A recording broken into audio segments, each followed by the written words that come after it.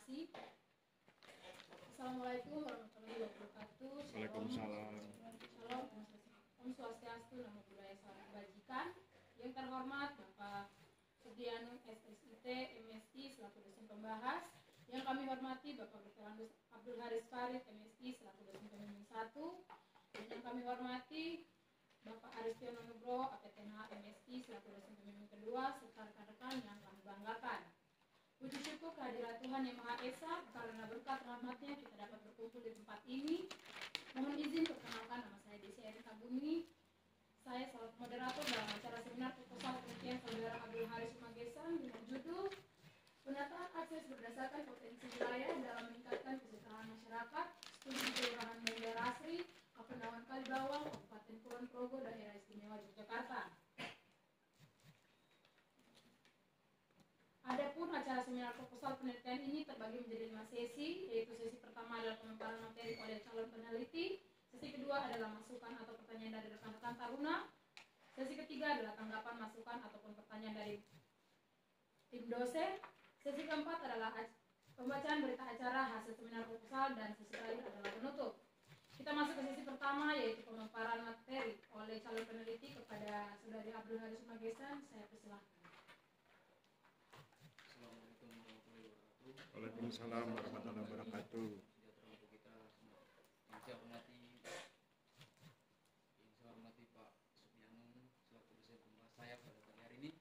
Yang saya hormati juga Bapak Dr.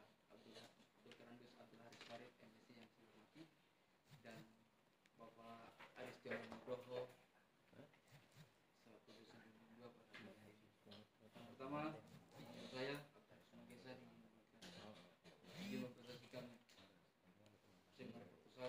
seminar proposal saya pada penelitian ini yang berjudul Penataan Akses Berdasarkan Potensi Wilayah dalam Meningkatkan Kesejahteraan Masyarakat, Studi di Kelurahan Banjar Asri, Kapandawan Kalibawang, Kabupaten Kulon Progo, Daerah Istimewa Yogyakarta.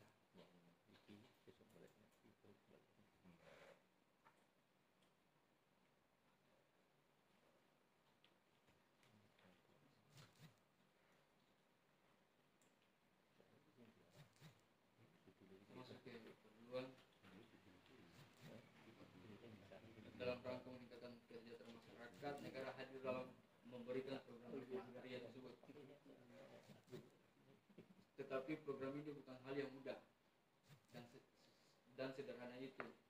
Program ini juga tidak berkaitan dengan kelembagaan perekonomian saja, tetapi dapat juga berkaitan dengan kondisi fisik, dapat juga berkaitan dengan kondisi fisik daerah tersebut sesuai dengan peraturan Presiden nomor 86 tahun 2018 tentang penataan kembali struktur penguasaan pemilikan dan penggunaan dan pemakmuran tanah yang lebih berkeadilan melalui aset disertai dengan penataan akses untuk pemakmuran masyarakat.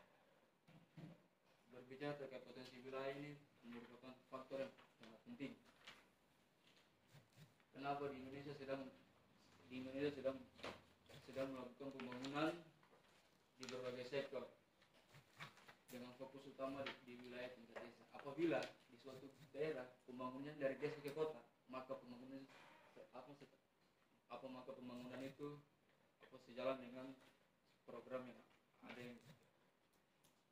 yang telah ditentukan. Kalau berbicara terkait potensi wilayah itu dibagi menjadi 2 klaster, yaitu fisik dan non fisik.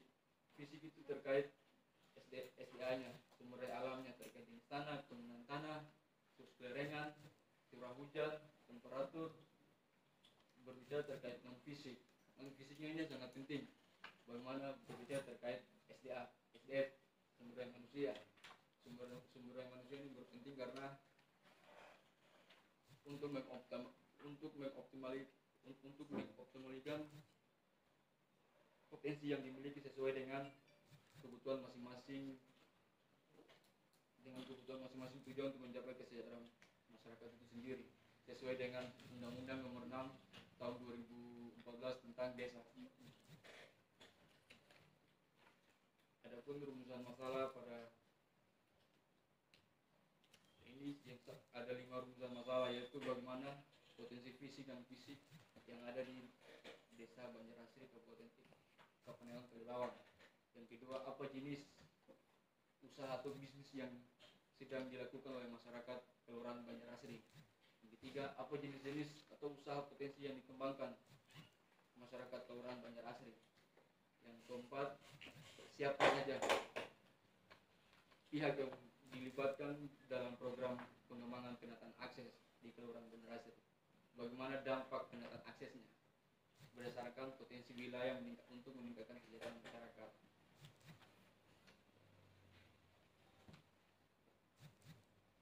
Tujuan penelitian ini ada dua, yaitu mengidentifikasi potensi sumber daya alam dan ekonomi yang ada di wilayah tersebut, dan yang kedua menganalisis faktor-faktor yang mempengaruhi akses terhadap potensi tersebut.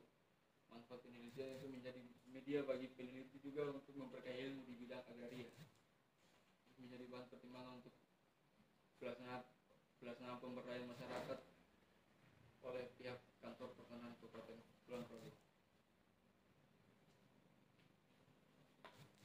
Penelitian terdahulu atau novelty yang ini saya ambil hanya 3, yaitu Agung Nini Riyadi dan kawan-kawan dengan penelitian pemberdayaan masyarakat pasca kegiatan edukasi di desa Sumogawe, Kecamatan Ganatasa, Kabupaten Semarang. Dengan hasil dan kesimpulannya, kegiatan pemberdayaan ini dilibatkan berbagai pihak termasuk kantor pertanahan dan beberapa instansi lainnya. Fokus kegiatan ini memberi akses modal kepada masyarakat menggunakan sertifikat tanah sebagai jaminan modal. Yang kedua, Pak Sudian Anung dan kawan-kawan dengan judul penelitian peluang penataan akses berdasarkan potensi wilayah, studi kasus di Kelurahan Jatimulyo, Kapanewon Girimulyo, Kabupaten Kulon Progo. Dengan hasilnya, Kelurahan Jatimulyo memiliki potensi usaha yang dapat diminimkan masyarakat, terutama di bidang peternak, kambing etawen, dan pengelola sumber daya alam untuk wisata. Yang ketiga, Andika Fajar dan kawan-kawan, prospek dan keterbatasan akses reform berbasis potensi wilayah dalam wilayah desa Kelurahan Sumber Arum. Dengan hasil penelitiannya itu, keberhasilan kegiatan akses reform berdampak terhadap perekonomian di Kelurahan Sumber Arum.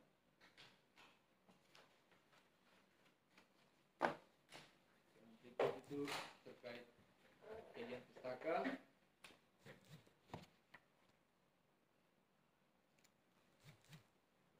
Di sini ada 4. Yang pertama, reforma agraria. Saya jelaskan sebagian.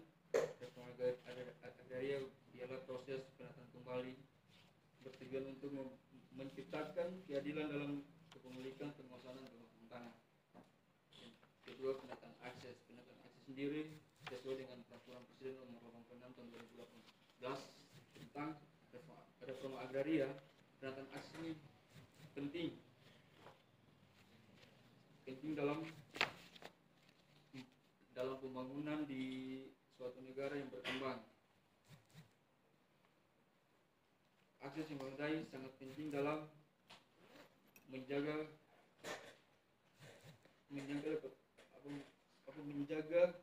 kelangsungan hidup masyarakat dan keberhasilan tujuan pembangunan yang diukur dari tingkat keberhasilan penataan akses tersebut.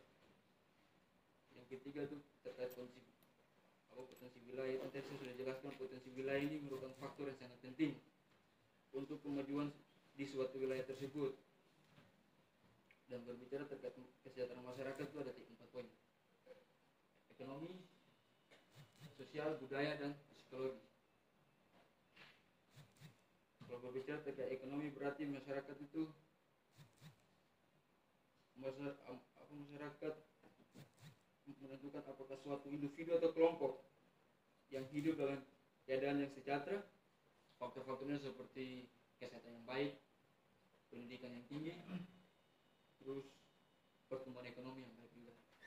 Kalau berbicara terkait kesejahteraan sosial, ketika masyarakat menjalin hubungan yang sehat, saling mendukung dan saling menghormati sesama lain, maka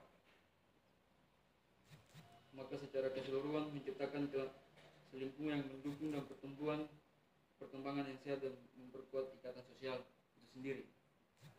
Kalau berbicara terkait psikologi ini yang sangat penting, ya. Bagaimana seseorang itu seseorang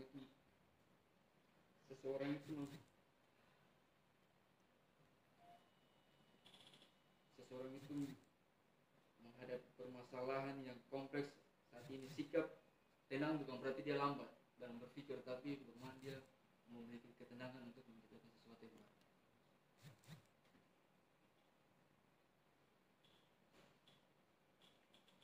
Berikut adalah pemikiran saya, yaitu reform agraria terbagi menjadi dua poin: penataan aset dan penataan akses. Terus potensi wilayah dan internet sudah dijelaskan terkait fisik dan non fisik. Terkait fisik itu ada sumber daya alam yang terkait jenis tanah, lereng tanah, jenis batuan, curah hujan, penggunaan dan pemanfaatan tanah tersebut. Berbicara terkait non fisik berarti berbicara terkait sumber daya manusia, yaitu terkait umur, pekerjaan, pendidikan, seni dan budaya dan lain-lain. Jenis usaha di sini existing atau jenis usaha yang sedang dilakukan pada saat ini. Terus developing berarti jenis usaha yang sedang dikembangkan dari masyarakat tersebut. Dan terus pemberdayaan masyarakat ini juga berbicara terkait luas dari existing atau developing yang ada saat ini dari jenis usaha tersebut. Ini juga untuk meningkatkan pemberdayaan masyarakat juga. Dan terus berbicara terkait kesejahteraan masyarakat yang tadi saya jelaskan, bagaimana kesejahteraan masyarakat itu terbagi menjadi 4: ekonomi, sosial, budaya, dan psikologi. Kita masuk ke metode penelitian. Metode penelitian ini saya menggunakan metode penelitian kualitatif dengan pendekatan deskriptif, di mana lokasi penelitian ini saya ambil di Kelurahan Banjarasri yang terletak di Kapanewon Kalibawang, Kabupaten Kulon Progo, daerah istimewa Yogyakarta, dengan teknik pengumpulan data, yaitu saya menggunakan data primer dan data sekunder, di mana observasi, wawancara, dan studi dokumen. Untuk informan pada penelitian ini saya ambil ada 6 informan, yaitu kepala kantor Kelurahan Banjarasri, petani, kelompok tani, tokoh masyarakat, pedagang warung makan, dan pemdar wisata kelompok sadar wisata. Untuk teknik analisis data terbagi menjadi 5 tahap awal, yaitu di mana pengumpulan data secara detail oleh peneliti. Untuk reduksi data dan akurasi data, di mana tahap ini pengurangan atau penyederhanaan data yang telah diambil oleh peneliti di lapangan. Yang ketiga, penyusunan satuan informasi terkecil, di mana dilakukan dengan penyusunan abstraksi data dalam bentuk satuan informasi terkecil. Dan yang keempat, pengelompokan satuan informasi terkecil, yaitu terkait melibatkan penyusunan pertanyaan secara logis yang diperoleh dari masing-masing kategori. Soalnya kan masing-masing orang itu punya pendapatnya berbeda. Yang terakhir, penyusunan pertanyaan proporsional, yang dimana pertanyaan ini juga dikenal sebagai pertanyaan proporsional, merupakan jawaban terhadap pertanyaan peneliti dan sekaligus menjelaskan fenomena yang sedang terjadi di lokasi tersebut.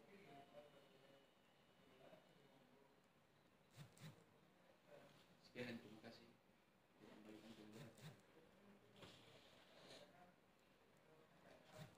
Baik, terima kasih kepada Saudari Abdul Haris Sumadesan atas pemaparannya. Kita lanjut pada sesi yang kedua, yaitu tanggapan, masukan ataupun saran dari rekan-rekan Taruna. Kepada rekan-rekan Taruna, saya persilakan.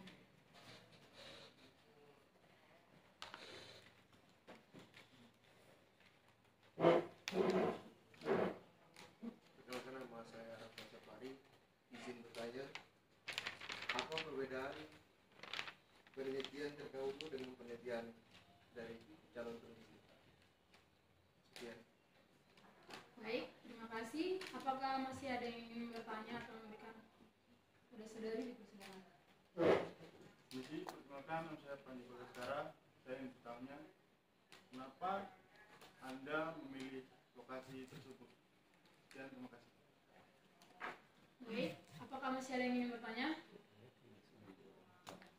Jika tidak ada, saya cukupkan kepada saudara Abdul Haris Magesan dipersilakan untuk menjawab 2 pertanyaan dari para rekan. Terima kasih. Saya menjelaskan untuk lokasi tersebut saya pilih karena saya pernah melakukan mereka belajar di situ dan saya sudah tahu kondisi fisiknya di situ. Dan lokasi juga unik, dari dataran rendah hingga dataran tinggi. Dataran rendah palingan pertanian sawah, kalau dataran tinggi palingan terkait pariwisatanya yang ada di situ. Yang untuk yang kedua metode apa yang kedua itu terkait perbedaan saya dan sebelumnya itu mungkin terkait judul penelitian, tahun penelitian, dan terus metode penelitiannya juga dan hasil dari penelitian tersebut.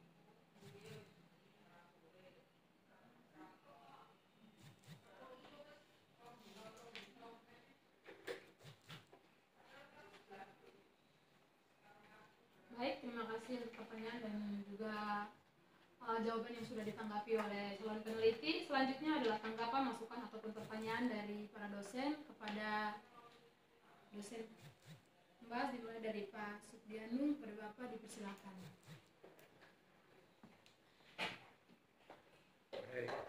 Mas, panggilanmu ini siapa? Abdul Haris Rumagesan. Panggilanmu siapa? Abdul juga bisa, Haris juga bisa. Ini Pak Abdul juga ini. Ini Pak Haris juga ini.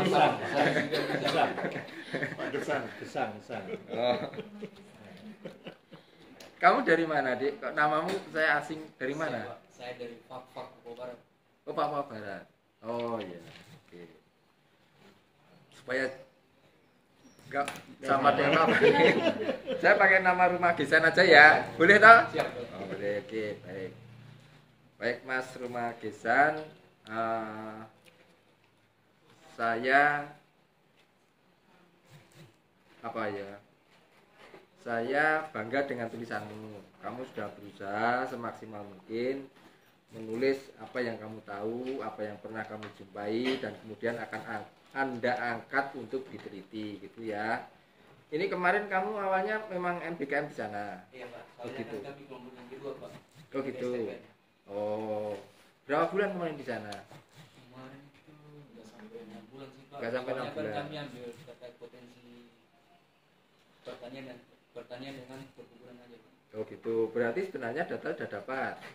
Begitu ya. Kurang lebih begitu ya. Tinggal menambahkan aja kan? Nah, gitu. Baik. Nggak bilang sama saya tuh. Oh gitu. Baik. Mas, ini gini.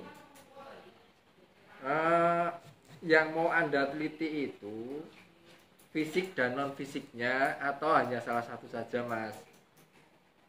Rencanamu bagaimana? Aku tetap fisiknya. Fisiknya, oke. Kira-kira kalau Anda mau meneliti fisiknya juga, ini pengumpulan datamu gimana kira-kira, Mas? Dengan cara apa? Supaya nanti Anda lebih lebih bagus lagi ke depan. Mungkin kalau fisik ini terkait ada yang kita juga ya. Ya, terus Terus juga observasi lagi juga.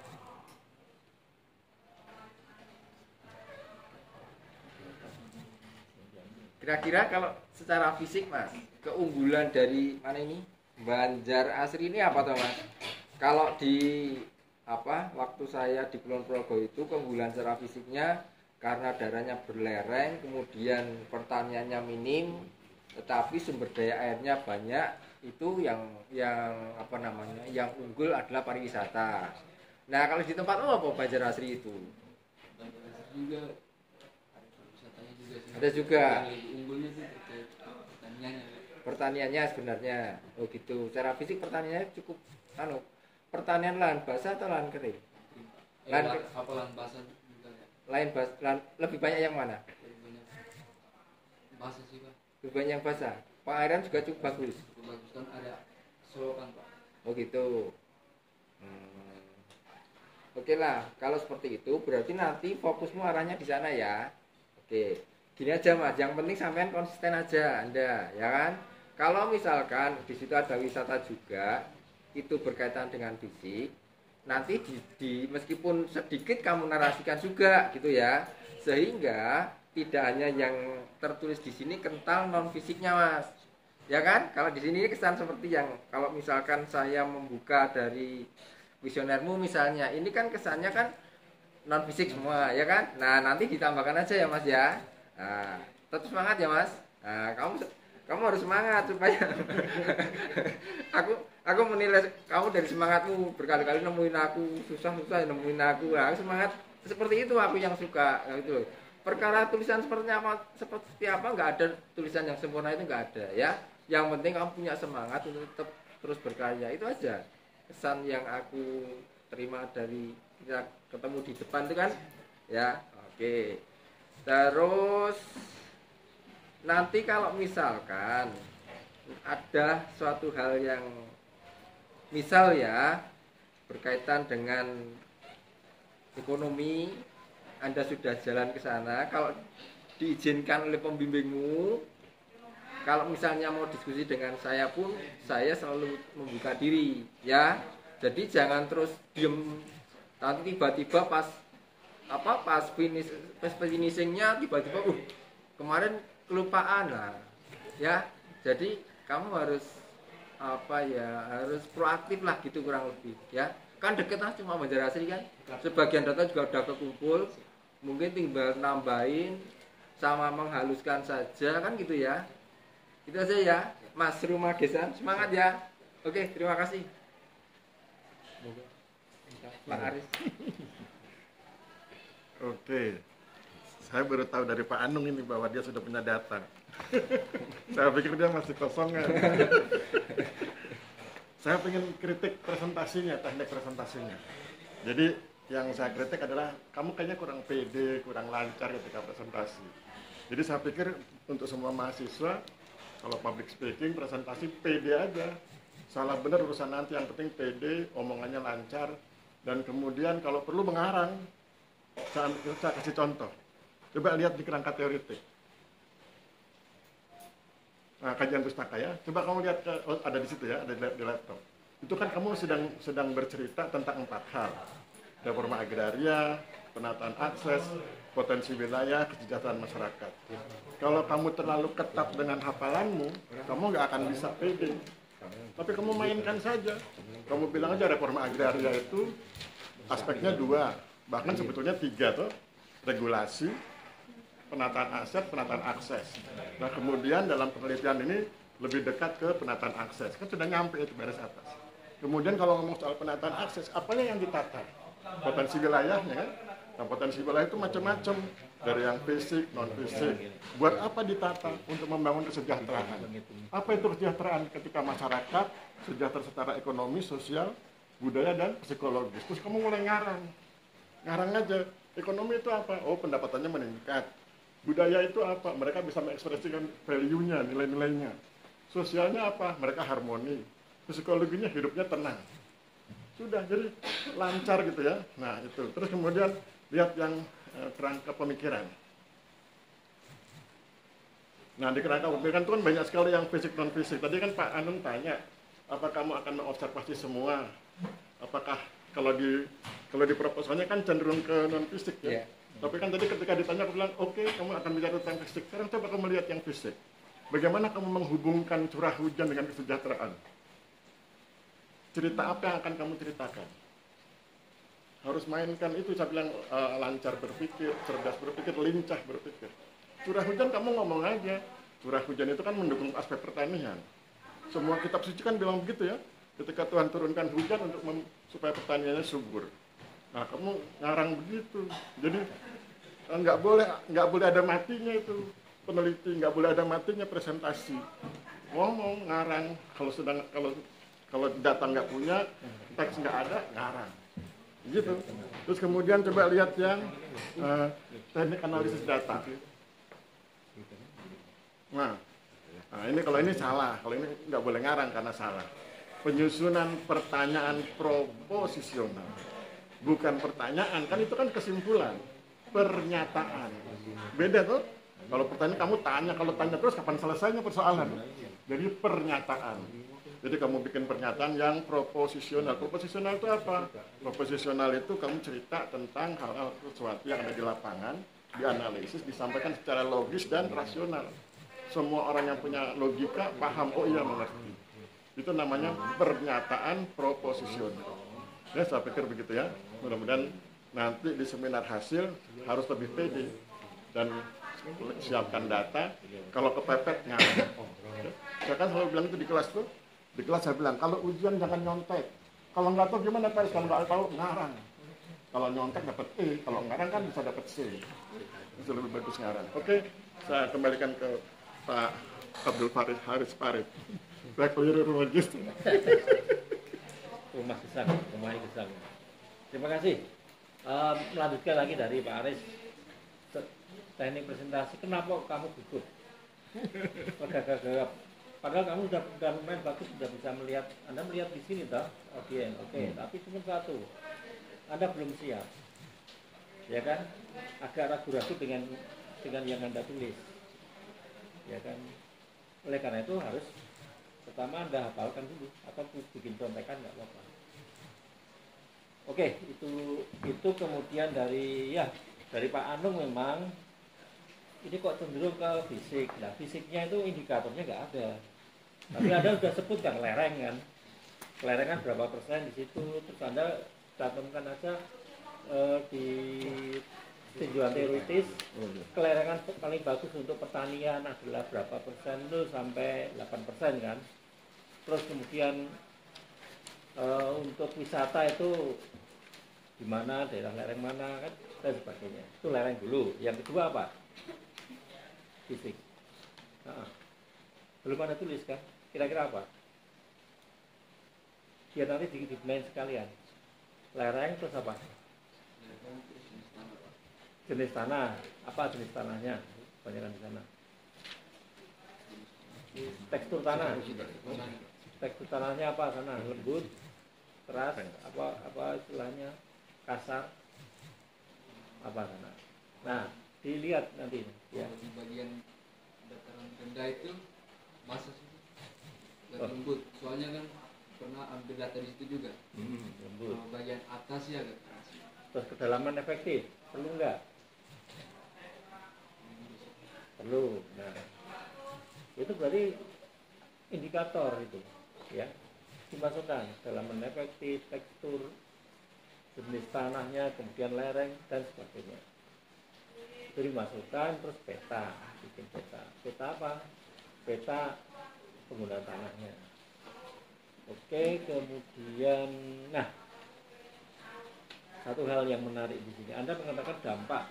Dampak itu Anda dampak dari akses reform itu akan berdampak pada ekonomi, sosial, budaya, psikologi. Terus Anda indikatornya cuma satu semua. Indikator ekonomi dengan pendapatan.